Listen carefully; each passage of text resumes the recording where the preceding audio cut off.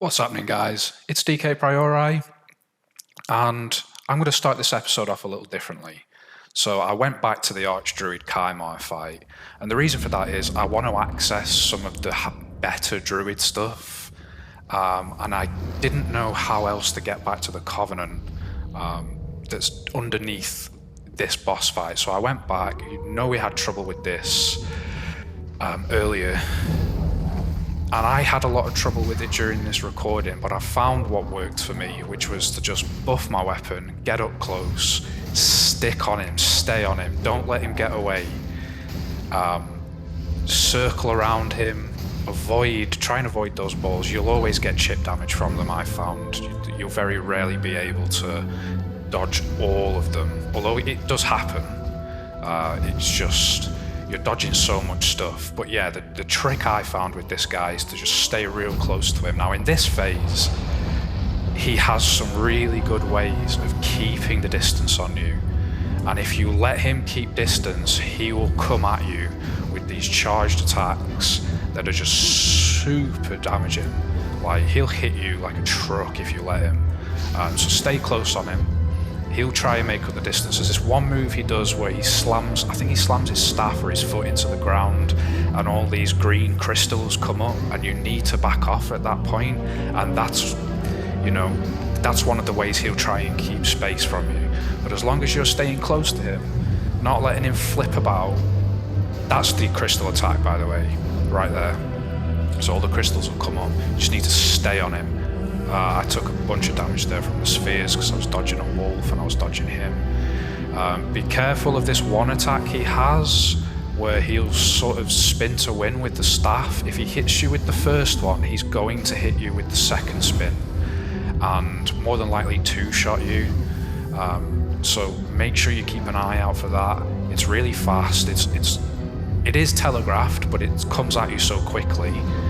It's difficult. So yeah, as you can see, if you let him get distance on you, he'll start charging at you, and he has this like slide attack that really hurts.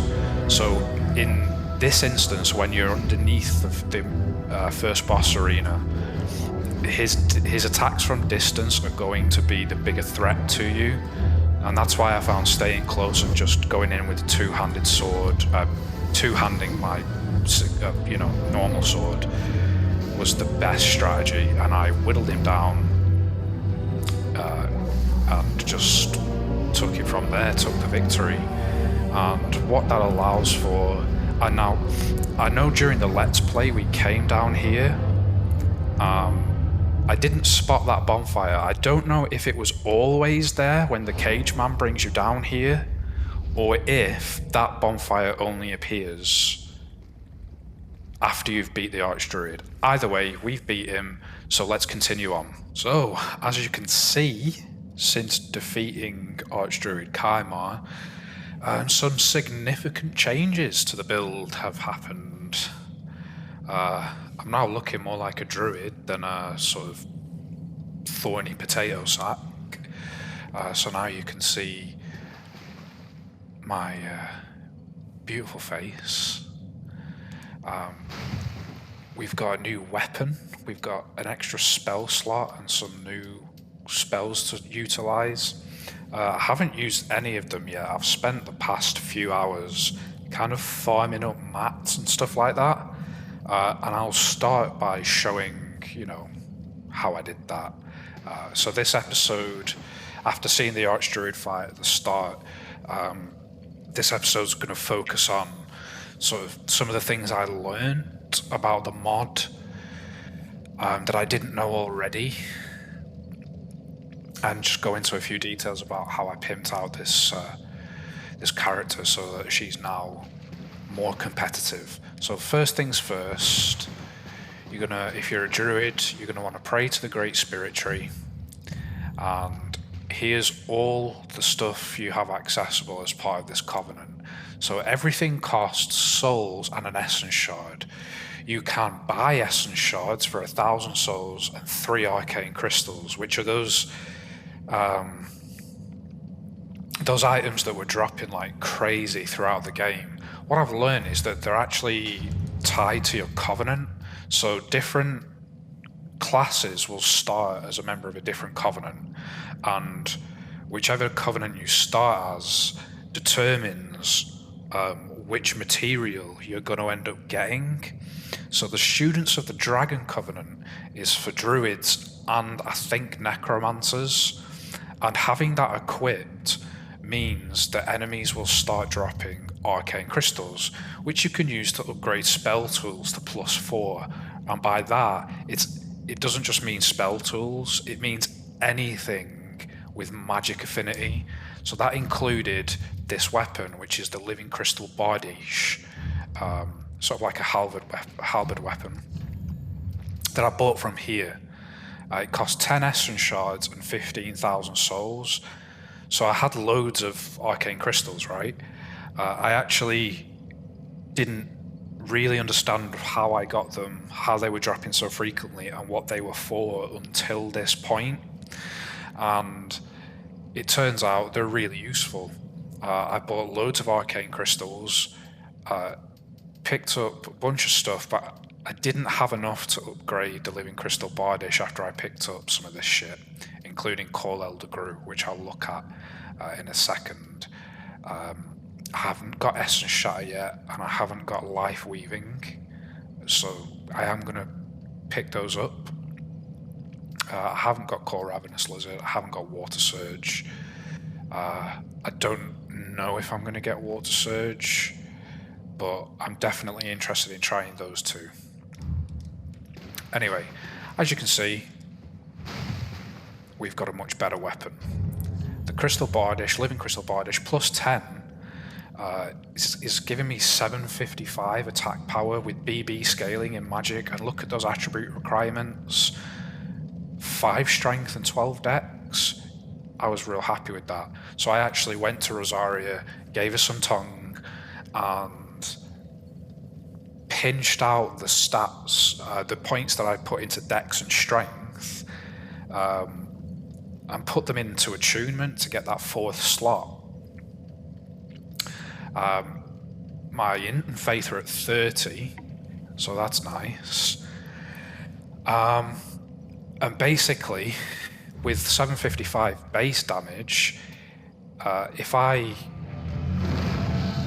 do a Living Flame Arc on this bad boy, seeing that go to 940. Now I buffed there with the Bramblehorn. Doesn't matter about the buff, actually. It doesn't make a difference at all whether you cast unbuffed or buffed. It's still going to give me 940 either way. And it also has Thorn Bloom built in, which is basically just Carapace. So I dumped Carapace and I went instead with a spell that I picked up from Archdruid Kaimar's Soul, which is Essence Wisps. I beat Archdruid Kaimar 3 times, I resurrected him twice, because I also wanted to see what Essence Storm does, which is the green crystals that come out of the ground. I've also equipped Call Elder Gru. I think that could be really useful in bosses, just as a big tanky target for the boss to focus on while I either stand back and pop some virulent strikes out, or I weave away with the Living Crystal Bardiche. So, I haven't tested any of this yet. So let's go. I think the best thing to do is just to test it out first on the target, the training dummy that's up here, and I'll show you something that I missed in one of the earlier episodes. In fact, in the last episode, I was talking about why I had so many scrolls and nowhere to deposit them. I completely missed out exploring one side of... oh, it's not here. I completely missed out exploring one side of the Filing Shrine. So if you go up here, hang a right, you'll find Hails you. Half-Light Pilgrim of Ulasil. Will give you some lightning sorceries. Homing Light Soul Mass sounds really cool. all of these are like just light focus miracles, a light beam, a final flash, Vegeta. There is much to do. And over here you've got the Aeromancer, so learn physical sorceries. So, and then over here, just a bunch of barrels. No need to worry, there's nothing there. So yeah, 2 NPCs there that I missed earlier in the Let's Play.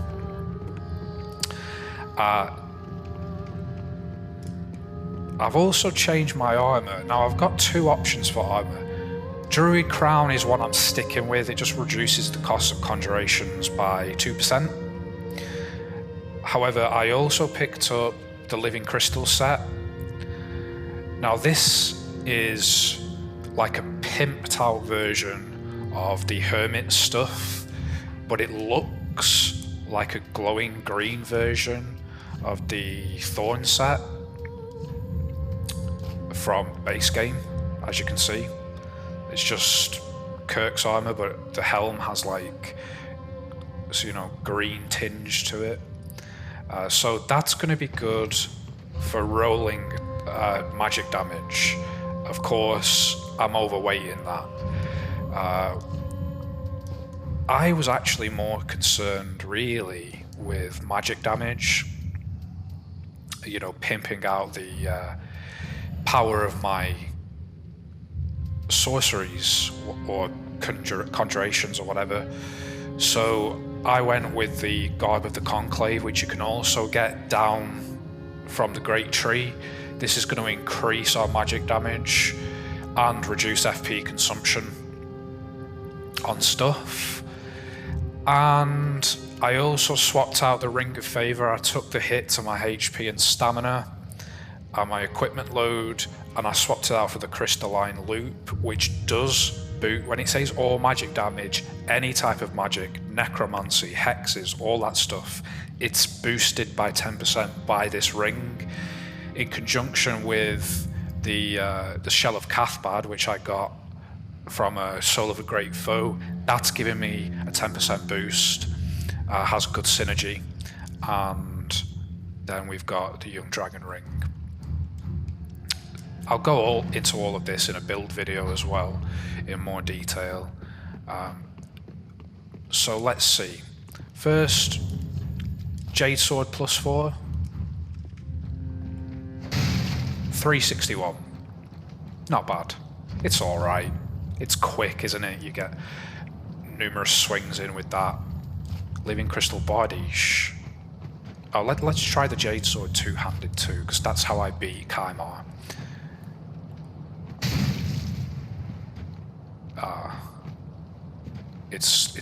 It's got that health effect that's ticking down. So like 386, I guess, two-handed. Now with the Bardiche, we'll just wait for those numbers to disappear. He's still getting his health drain, so as long as that affects up. I didn't mean to buff. It's okay.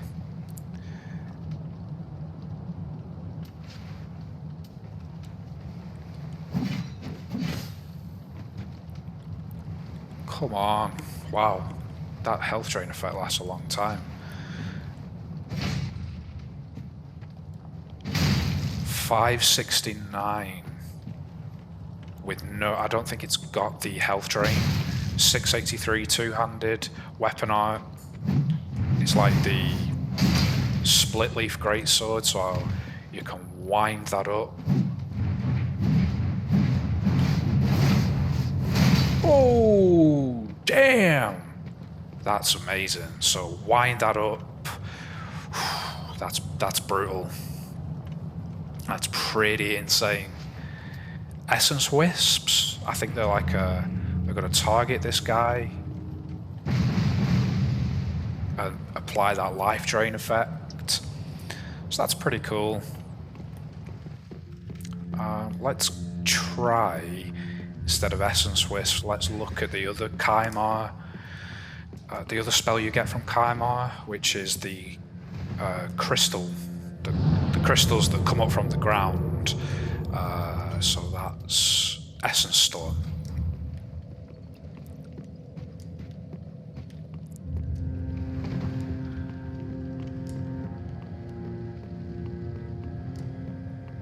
Oh, wrong way.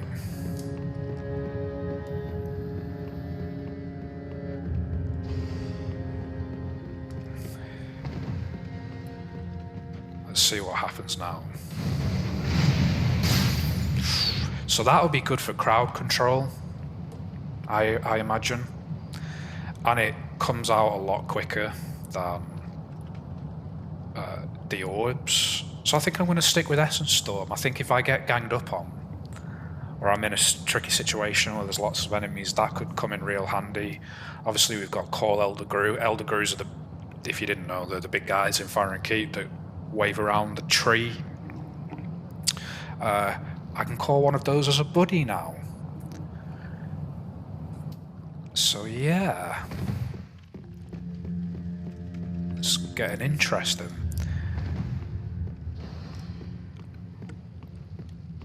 I guess it all depends on, you know, how much melee stuff I'll be doing. Whether I want this armor or I might switch to the Kirk set to get those extra rolls in, the roll magic damage. What I'll do, firstly, if you are in need of some of those Arcane Crystals to upgrade or to trade in, or whatever the variant is for your particular Covenant, this is an easy spot to farm them. You don't get them guaranteed, however, you know, you can get about 4.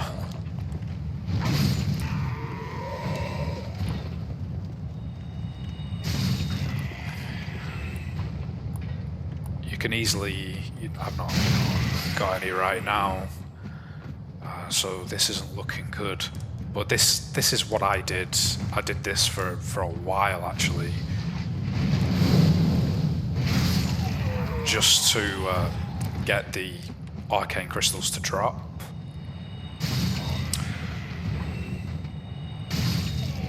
And wouldn't you just know it? Not a single one. Oh, there we go. Yeah, sometimes you get 4, sometimes you don't get any, sometimes you get 1 or 2 or 3. So between 0 and 4, you're going to get there. And it seems to me, when I tested it, it doesn't make a difference if you're boosting your luck. I put on the best luck boosting stuff that I had, which was the Grave Warden set. And for the helm, I actually bought and put on the Thief Mask to increase item discovery. So I had like 131 item discovery and 12 luck wearing that stuff. It didn't make a difference. Also, to get the high-end upgrade mats for your spell tools and your magic affinity weapon, you're going to need those specialist upgrade mats that your particular the NPC that carries the supplies that you need sells. So I go to this guy, obviously, he's the Druid, and you need Hollows Remains for the Crystal Titanite Shards, Large Titanites, you need Soldiers, then Knights, then the big ones, Champions Remains. Now, yes. How I got the Knight and Champions Remains that I needed to purchase those items was I went to the Alchemy crafting menu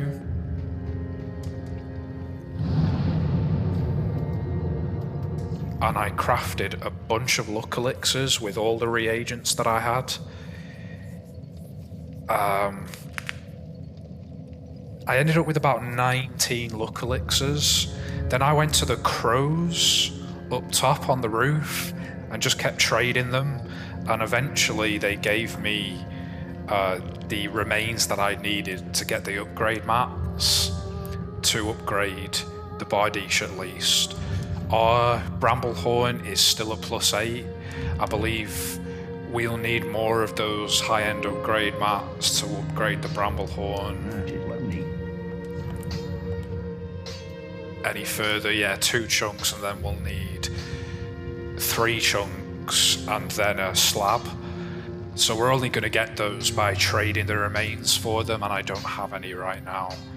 Again, I will upgrade the Essence Bloom at some point just to see how it matches up against the Bramblehorn.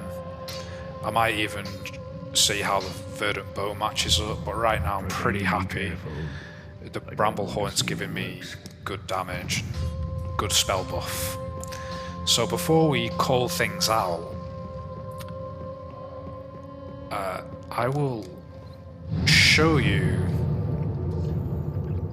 if we go back to the Kindle Colosseum, what this thing can do.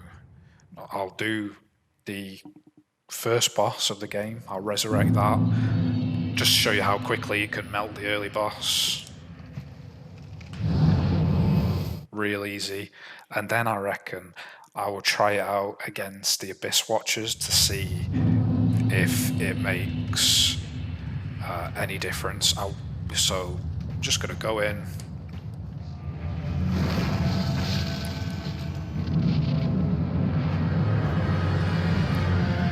Blast it down. Melt it. Getting that roll damage in still. Look at that. Easy. And of course we got more hollow remains. So let's try the Abyss Watchers. See if we are any better against these motherfuckers. And what I will try is that Elder Grew. See if he presents like a nice tanky target for... Ooh. No, we didn't want to do that. We want that. Then we're going to go in the call the Elder Grew.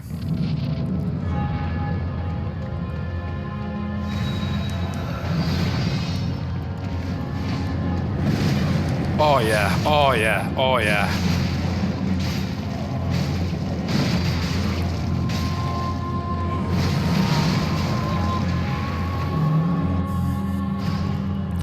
This is redonkulous.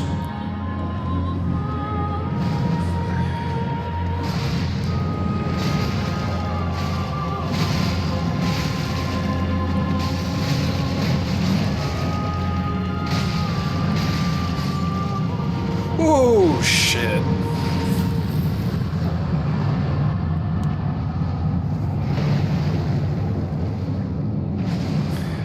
And then of course what we can do now is a quick, if I bought it I didn't buy it, the green separation crystal,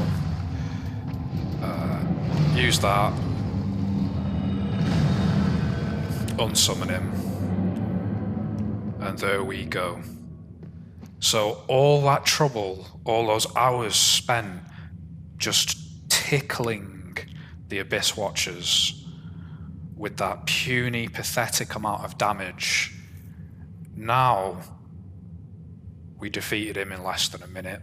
We defeated him in... I mean, the other Abyss Watchers in the first phase didn't even get a chance to stand up. So this build is now looking much better. I'm much happier with it, and you know, now I feel like we're getting somewhere. Let's chomp that down too.